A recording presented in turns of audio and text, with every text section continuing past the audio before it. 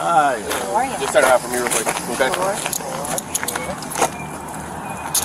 This is the phone number for her. Okay. I want to be able to keep it. Yep. Yep, I can come on. Look, I'm gonna put this in your bag Handcuffs right right now. here? Yes, In front of everyone? They have to go in the back. Yes, we have to put you in handcuffs. And there's your car. We have to wait for the car. It's coming now. We can't transport. We drive cars like you guys, normal cars. Can you just stay back? Yeah. Okay, she's sitting in the truck. They won't be long. Just stay Okay. for a second. And what are the charges? We'll talk back to the office when we get back to the office, okay? Sure. Can I stay here? Sure. Yeah. Bravo 24, can you do 105 for Kilo 24? And I will tell him to watch out for Barra. He's at 4061 North Federal Highway. Will reach out to me so I can get her. Yeah, I put the number in here. He'll write it down on a piece of paper for her so she can take it with her. Where is she going? Right now she's going to the district office. Yeah, we're going to Pompano Station right now. And how will I be able to get an attorney for her? Or she has to reach out to an attorney. How does that work? She can get her own And this is, she's more likely going to get a bond. Public defender. Today? Probably by tomorrow. So I'm going to be in overnight. 648, Kilo 24 has one detained. I have Bravo 2. So I have to stay overnight, and then I see the judge in the morning, Magistrate in the morning, yeah. magistrate in the morning, and then they'll tell me what the bond is. Correct. If they give you a bond, yes. Okay.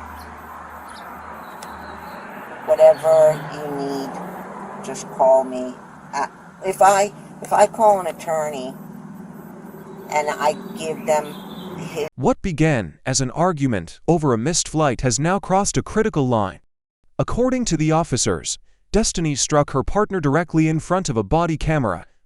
He immediately minimizes what happened, insisting that she did not punch him and asking police not to arrest her. That reaction may seem confusing, but it is not unusual when emotional attachment, fear, embarrassment, or dependence complicates a volatile relationship.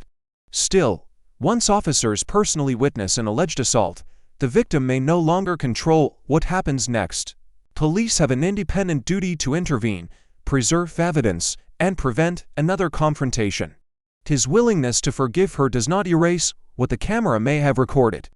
At this moment, the incident stops being a private disagreement between two travelers. It becomes a documented criminal investigation, with decisions now resting in the hands of law enforcement. Her name, they'll be able to find her, right? Okay. Yeah. Is that what you want? Yeah, Okay. absolutely. Okay, can you make this quick and smooth and, okay, good. Quick as possible. Right in the car. All right. Nothing to do. I'll be in touch with you. Thank you. What's up, dude? Stop right here. Stop right here. Towards the car. Just 1019. Okay. That's it. Thank you. How long did you work there for? I worked there for 11 years. Okay. And what did you do there? I did their bookkeeping. Okay. So, do you know why No. you're here today? Nope. Any idea? Nope. Okay. So they told me from the last you worked there for 10 years. You said about 10 years. Mm-hmm. That you're stealing money from them. Okay. And they had documentation of everything showing that. So that's why I'm here trying to get your side of the story because Documentation. Interesting. Can't imagine. It's full. I'm being falsely accused because I didn't steal any money. Okay. So if you did all the payment, right? So they told me they have an IRA there, right? And they contribute to their if you contribute to your IRA, they will match up to a certain percentage, correct? Yeah. Okay, do you remember roughly how much that certain percentage was? I believe it's usually around 2, maybe 3%. Okay. Something like that. So how much roughly did you get? I still had that account open. Okay, so how much, so if you put in, just say you put in $10, how much would they match of that $10? They matched up to, I don't remember what they matched to. Up to 3% maybe. Okay. I don't really recall exactly. If you can remember, it is a personal question, but how much were you making every 2 weeks there? Just to give it a guesstimate. Say $2,000. Okay. So say $2,000, so how much would you put in every paycheck to that IRA, and then how much would they match it roughly? I think I was doing 2% and they were matching 2%, I think. Okay, so around $40 roughly, you give or take? Yeah. Okay, so on the Well, actually, probably $50. Okay. Now that we talk about it, because I would fluctuate it. I would say, okay. Yeah, you can change it whenever you want it to. Yeah, right? yeah. So what they showed me is that sometimes that $50 will turn into $400. 400? 400. I couldn't afford 400 to be changed. You weren't putting into it. Oh, they were? You were able to change it because you were the bookkeeper Mm-hmm. to change it to that dollar amount to what they matched you for. And to just say $400, you would have to make about like Sure. 12 grand every Sure. 2 weeks, right? Sure. So that's why. Only now does the second traveler provide a fuller version of the events. He says the conflict began after Destiny became angry about their missed flight, threw a drink toward an airline employee, and left while carrying his identification and belongings. But investigators separate what can be verified from what is being claimed under stress. His account may explain why he followed her, yet it does not automatically justify grabbing, pushing, or chasing someone through an airport. At the same time, refusing to identify himself and repeatedly interrupting the officers made it harder for them to understand his side early on. This is why witness statements, surveillance footage, visible injuries, and body camera recordings matter. The loudest or most emotional account is not necessarily the most accurate. In a chaotic confrontation, every person may describe the same few minutes differently, while the physical evidence tells a far less flexible story. Sure. That's what they were showing me, right? Really? Yeah. Because everything's documented on a computer. Okay. So, and you weren't doing that? No. So how did this pop up on their end then? I don't know. Because they wouldn't call the police for, if I they, understand. if they didn't have anything. I understand that. But I would never try to scam the company. For my 11 years, I was nothing but loyal. Yeah. And I did the 401k just like I did everybody else's. Mm-hmm. I didn't change mine in any way. So they're saying that I would put in 2% and the company put in 400? Sometimes. Yeah. Sometimes. Sometimes, not all the time. And they have documentation? Yeah. Interesting. So, did you have access to like all their bank accounts and everything like that? I did for a while, and then the daughter-in-law started working there. Okay. Was it like a certain username, or like how did you log in? Was it like, how could they tell who logged into the account is what I'm asking? Everybody had different usernames. Okay, was it like your work email or something like that? I don't remember. Okay. It was 2.5 years ago since I've been Yeah, no, I know. I'm just asking. Mm-hmm. So that's documented, right?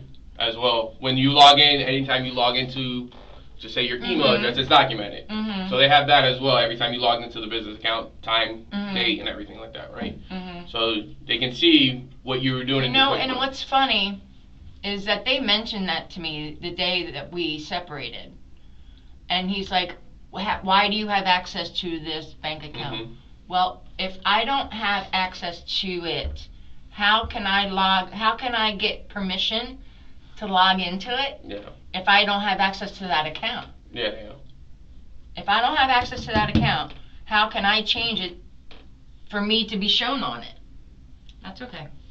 The thing is, it was just like all the money that was being changed was only being to you. It would have been different if it was going to everybody, Mm-hmm. and there's not just one person doing the books, and it's only going to you, right? Right.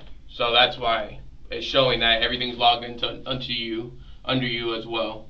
Because they also my logins. What do you mean by they can show, like they showed me when you logged into the QuickBooks account and able to change stuff. Oh, QuickBooks. Yeah. Or the bank account. Which is attached to the bank account, correct? Right. Yeah. Right. So they can. I saw all of those logins as well for over the past 10 years that you worked there. Right. Logins for QuickBooks. Yeah. And then you can see the adjustments that occurred and everything like that. Adjustments. What adjustments? Like you getting the extra pay to your IRA into your account. So this is all over an IRA situation. By the end of the encounter, both travelers appear to describe themselves as the person trying to regain control. He points to scratches on his arm and says Destiny pulled his shirt. She has already been identified by officers as the person who allegedly struck him in their presence. Yet this footage also reveals how quickly a routine travel dispute can escalate when frustration, personal belongings, and an unstable relationship collide in a highly monitored public space. The missed flight may have triggered the argument, but it did not cause the violence. Each person remained responsible for their own actions. The final battery charge reflects the evidence available to police at that moment, not necessarily every detail of the relationship or everything that occurred before the cameras arrived. A charge is also not the same as a conviction. What it does show is that once alleged violence is witnessed and recorded, reconciliation between the couple cannot simply end the investigation. No. There's more. Trust me, I was there for about an hour and a half talking with them this morning, getting everything I possibly could. So, if I didn't feel like I had enough, you wouldn't be here today. IRA. Okay. And what else? So. Oh, bank? Login? Yeah. Did you ever have a cell phone through the business? Yeah. They paid for the cell phone? Okay. Well, they're telling me you did it. That what? That you did it. I did it in what?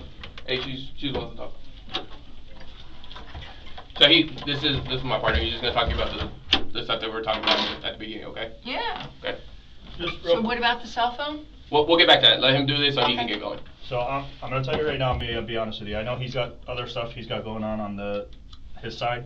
Okay. I only got called to help him sort through the copious amounts of pills you had. Understand something. Right now, I have enough to charge you with trafficking. Okay. Because you cannot present me a prescription right now. The way you had it commingled with the other drugs is, in my training experience, a way that a lot of people who are using drugs or trafficking drugs will try to conceal their narcotics. Okay, I just got off the phone with an attorney from the drug trafficking unit who told me that a future prescription does not absolve you of the fact that you're sitting with no prescription present, it's not in the proper bottle, and there's nothing in your property right now that has anything that says you're prescribed that. So unless you had something that said, and even still, we're kind of on the fence, because had you have got it filled in January, February, whatever, prior to this incident, it needs to be in that bottle so I can verify, hey, you got this many pills that day, this is the doctor who gave it to you, because you're sitting on probably almost 20, 30 pills between broken ones and that. And to be honest, that's just so I have them for when I go to work or whatever. But I can even call. We can call my doctor's office. So here's the deal, okay? We don't have the time to sit around and try to make things work for you. All right. At the end of the day, looking at here, you got that last filled in 2023.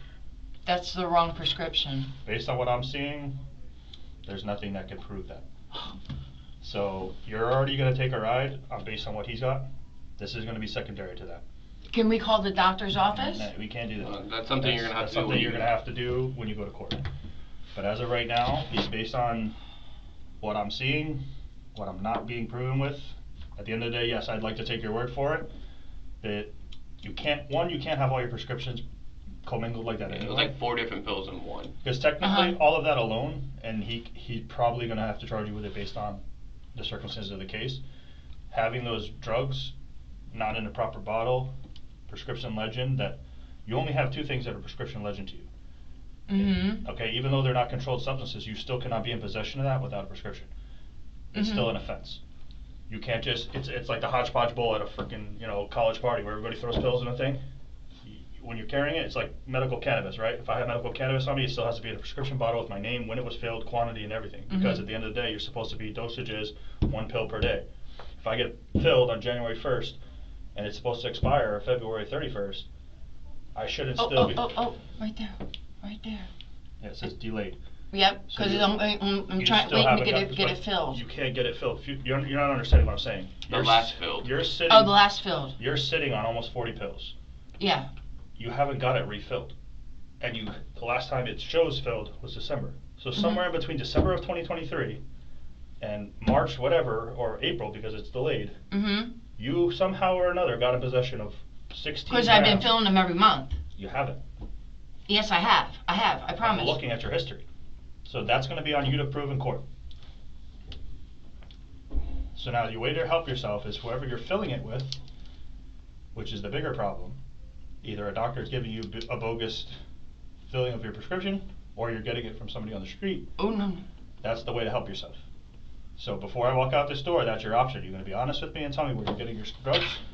So, again, you're being charged. You're not being proven guilty. That's going to be on you and the onus in the court to figure out when you got it filled, how you got it filled, and all that stuff.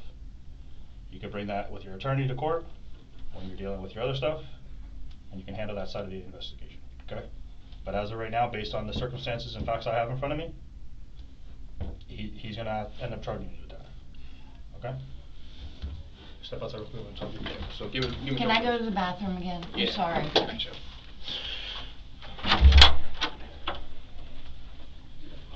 So good. And of course, hearing all this information makes me want to go even more. I know, I get it. You can put your hands in the front again for me.